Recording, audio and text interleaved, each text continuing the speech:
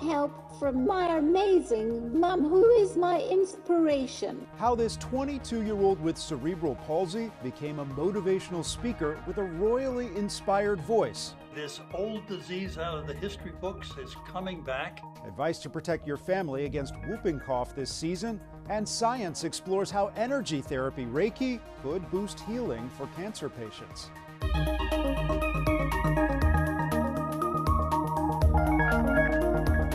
Welcome to Eye on Health, where we focus on stories that affect your physical and mental well-being. I'm Bradley Blackburn. Millions of Americans get health care coverage through their employer, and millions more are covered by federal programs, including Medicare. This is the time of year to take a look at coverage options and make choices for the health of your body and your wallet. CBS News business analyst Jill Schlesinger helps us navigate open enrollment. It's open enrollment season, and small changes to your plan could save money. Start by creating a list of your doctors and prescriptions and determine whether they are still covered under your current plan. If your company offers it, investigate a high deductible health plan, which in exchange for that higher deductible offers lower premiums. To save for the larger deductible, the plan is paired with a triple tax advantage health savings account, meaning that the money that you contribute into the account goes in pre-tax. The earnings grow without taxes, and when you pull the money out, there's no tax due. If you leave your job, you can take your HSA with you and even use it decades in the future. If you're 65 or older, Medicare open enrollment is also underway through December 7th, and there are big changes for next year. The most important one impacts those who have Part D. That's the prescription drug plan. In 2025, out-of-pocket costs for medications will be capped at $2,000. But be aware, there could be increases in other parts of coverage, like co-payments and deductibles. Additionally, there will be fewer choices for standalone drug plans. Go to Medicare.gov to see whether your prescriptions are included in a plan and how much they're likely to cost. In New York, I'm CBS News business analyst Jill Schlesinger. Last month, Hurricane Helene wrecked a factory that produces IV fluid, creating a dangerous shortage for hospitals and patients across the country. To address some of that need, the Biden administration invoked the Defense Production Act to speed up the rebuilding of Baxter International's plant in North Carolina. This puts the company at the head of the line for contractors needed for construction. About 60% of the nation's IV supplies had relied on that one plant. Baxter has increased production at its other locations, but the shortage is forcing hospitals to get creative. We are seeing lots of memos that tell us to restrict our fluid use. ER Dr. Frank Lavecchio says the staff members at Valleywise Health in Arizona are making adjustments. We're being pushed towards giving oral hydration, and giving oral medications as opposed to IV medications. We're also being pushed to give more intramuscular medication. Biden administration officials are also looking at how the Defense Production Act could help other manufacturers ramp up supplies of IV fluid. Health officials are warning about accelerating cases of whooping cough in the U.S., many among school-aged children. The CDC says there have been about 4 times as many cases of the contagious respiratory infection this year compared to last year. Complications can include pneumonia, collapsed lungs, or even rib fracture due to the severity of coughing.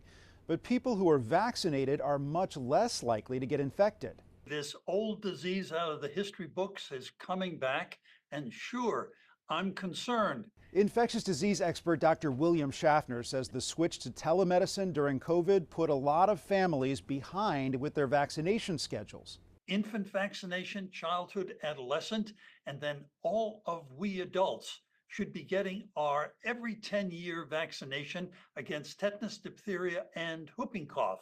And of course, people who are pregnant are getting vaccinated during every pregnancy. Most cases of whooping cough are treatable with antibiotics. The U.S. is warning Israel it must allow more aid like food and medicine into Gaza, or the U.S. could suspend military support. The Biden administration says humanitarian aid to Gaza in September slowed significantly, reaching the lowest level in the past year. Doctors Without Borders has teams on the ground in Gaza providing medical assistance.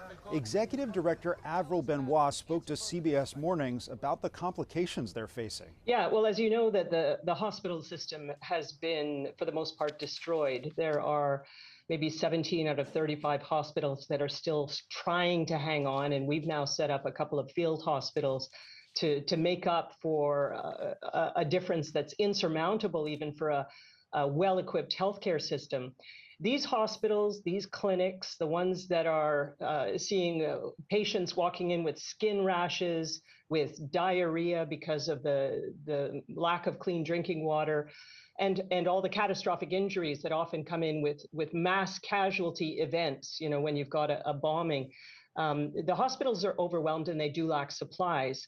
And not only are we having difficulty bringing the supplies into Gaza, there are enormous restrictions placed on that. The trickle of trucks, not nearly enough, and that's been the case from the beginning, but it's even worse now since the Rafah crossing was closed. But even within Gaza, to be able to take the supplies, the medical supplies to the north is almost impossible. And even within those areas that are deemed to be safe, that are supposedly protected, in our experience, it's not being allowed. So often the requests are denied. Things are not allowed in that are medical items or water and sanitation items because they're deemed to be dual use. There are all kinds of restrictions that make it impossible for the hospitals to really treat people properly. One bit of aid that is getting into Gaza is the polio vaccine. The second phase of a massive vaccination campaign is underway. It comes about 6 weeks after the first dose was given out to more than 550,000 children under 10 years old. The two-dose regimen is 90% effective at preventing polio. The effort began after a baby was partially paralyzed by the virus in August, the first such case in Gaza in 25 years. A large study finds weight loss drugs like Ozempic and Mounjaro could help with addictions. Researchers saw 40% fewer opioid overdoses and a 50% drop in alcohol intoxications among people who had a prescription compared to those who did not. The possible benefits for this class of weight loss drugs already includes diabetes, obesity, heart disease, stroke, and sleep apnea. The study spanned 8 years and tracked health data for 1.3 million people. CBS News contributor Dr. Celine Gounder said more research is needed before the FDA approves the drugs for addiction treatments. Well, these drugs are working on the brain, and we don't know what the long-term effects of having this kind of hormone impacting your brain would be. A separate study about opioid overdoses finds the life-saving drug naloxone is being used by more and more Good Samaritans to save lives. Naloxone, also known by its brand name Narcan, can reverse an opioid overdose, and it's also harmless to those who are not overdosing. Researchers at Ohio State University found the administration of the drug by bystanders rose more than 40% between 2020 and 2022, though that's still only 3.4% of all cases. I asked study author Dr. Ashish Panchal about these findings and what else needs to be done to save lives. So, Dr. Panchal, tell me about this research. Was there anything that really surprised you here? I think the most exciting part of the research that we did was really understanding that lay responders are out there and they are definitely helping people and helping save lives using naloxone. There's been a big public education campaign to try and make people comfortable with using it. Is it a sign that this is working? Well, I love that you said that because we've been on this 10-year span of public awareness campaigns, and in 2023, naloxone became over-the-counter. So the thing that we used to call Narcan to everyone now is over-the-counter naloxone that anyone can get it.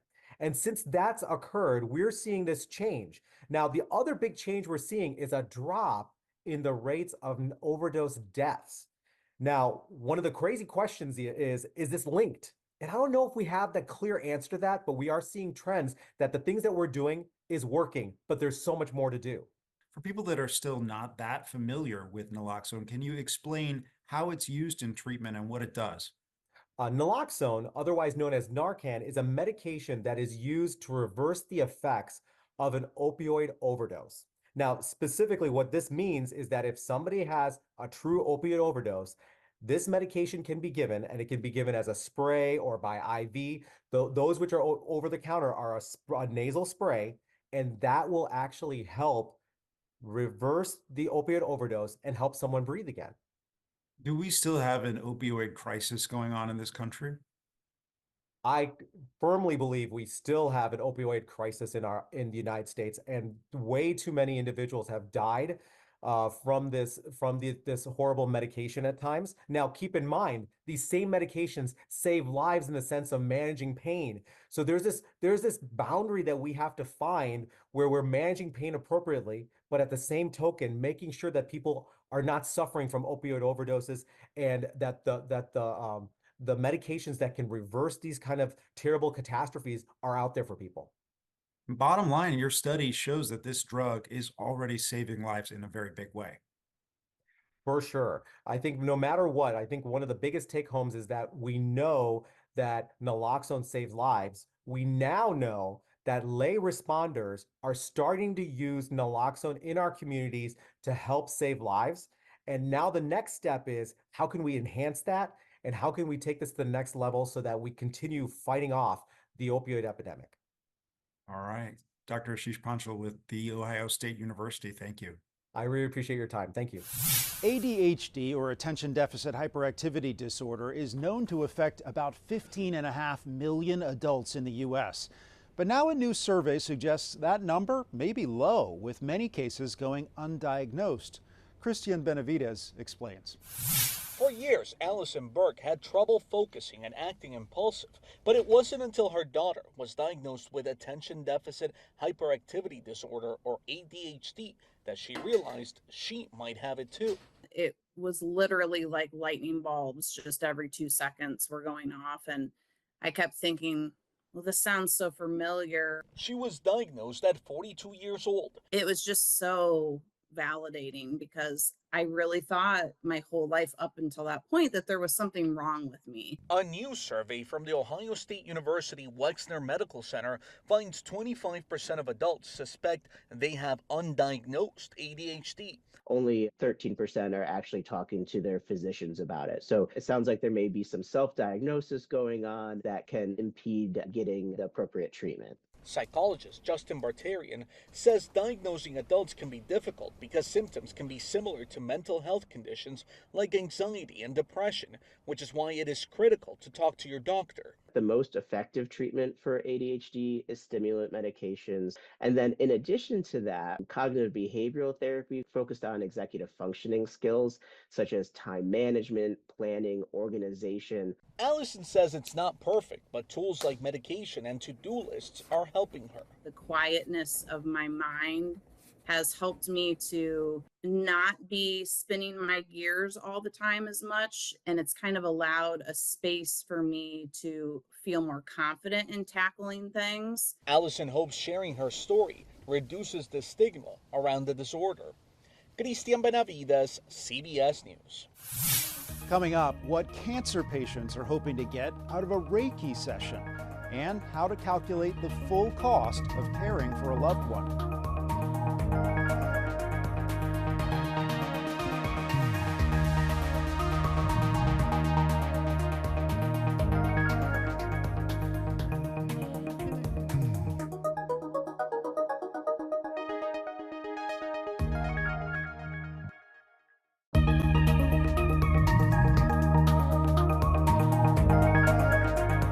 Welcome back. October is Breast Cancer Awareness Month. We know treatments like chemotherapy and radiation are critical for patients fighting that disease. But as Jared Hill shows us, new research is looking at how a mind-body therapy can also help. And then just take some nice deep breaths. Annette Marsach is trying an alternative therapy that could help in her healing from breast cancer. She was diagnosed last year and had a mastectomy and other surgeries. It was kind of scary because you didn't know how far it was, what's going to happen. She's having a Reiki session at Montefiore Einstein Comprehensive Cancer Center, part of new research studying whether the form of energy healing can impact the well-being and recovery of women before and after surgery for breast cancer. In terms of mind-body things, whether it's, massage or Reiki or acupuncture or meditation or yoga, we know that all these things can be very, very helpful to the immune system to be strong so that as patients are going through treatments, they really can do better. Dr. Sheldon Feldman is leading the study, and Annette is among more than 30 breast cancer patients being enrolled. Patients receive either medical Reiki or sham or simulated Reiki. Annette was in the sham group and is now receiving an authentic session, which is why we're not revealing the Reiki master's identity to not compromise the ongoing study. I felt, in certain places some warmth and the energy kind of moving and warming up. And oftentimes that happens during a session as the energy is moving and clearing and rebalancing. Relax. At the end of the session, Annette describes how she's feeling. Yeah. Like you took something away. Yeah, lifted something. She says she's feeling calm and at peace as she prepares for another surgery in December. Jared Hill, CBS News. Have you cared for a loved one who's ill? It's no surprise then that there's a real cost to all that free care. Each year, caregivers provide $600 billion in unpaid care across the U.S. Usher Qureshi tests a tool to help families estimate that expense. So I renovated this bathroom to make it easier for my dad. It was Safety-proofing her aging parents' home was an expensive undertaking for Amy Goyer. And when you've got someone with dementia, you don't know if they're going to lift their feet or not. Their feet are shuffling. It got extremely dangerous. The home is filled with memories of a lifetime, clouded by the stress of caring for her mother after a stroke and her father with Alzheimer's. When he went in hospice care, they're like, you don't have to shower him every day. I said, you don't understand. That's the best part of his day. We're absolutely doing this, and up until the day he died, we were able to do that.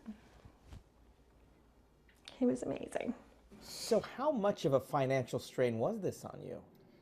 It was financially devastating for me. And so I don't have regrets about anything I did in caring for my family. But I ended up in bankruptcy. She wasn't just a caregiver in her personal life.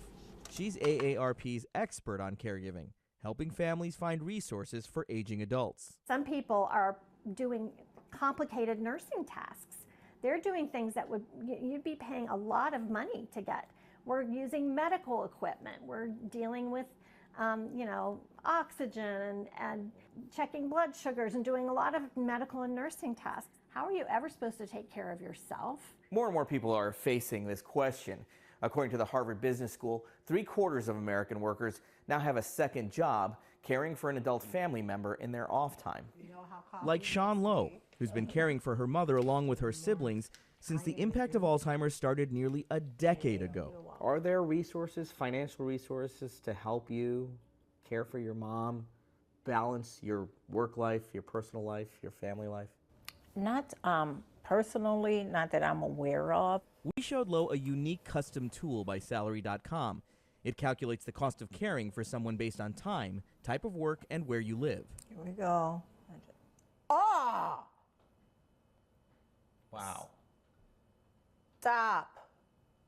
Stop. $270,000. And we're getting 0. That's the projected salary for taking care of her mom. Without financial help, Goyer says families end up passing down debt from one generation to the next. We largely don't have enough support. And what we're doing is we're putting our financial security of our caregivers in jeopardy in the future. So they're not going to have the money to pay for somebody to take care of them. In a new report to Congress, the Family Caregiving Council proposed several solutions, including providing states more money for caregiving programs, offering a federal tax credit for family caregivers, and immigration reform, allowing more workers in to meet the caretaker demand, all of which require congressional action. Usher Qureshi, CBS News. After the break, how memories are being unlocked by a good meal, and a young woman turns her health challenges into opportunities.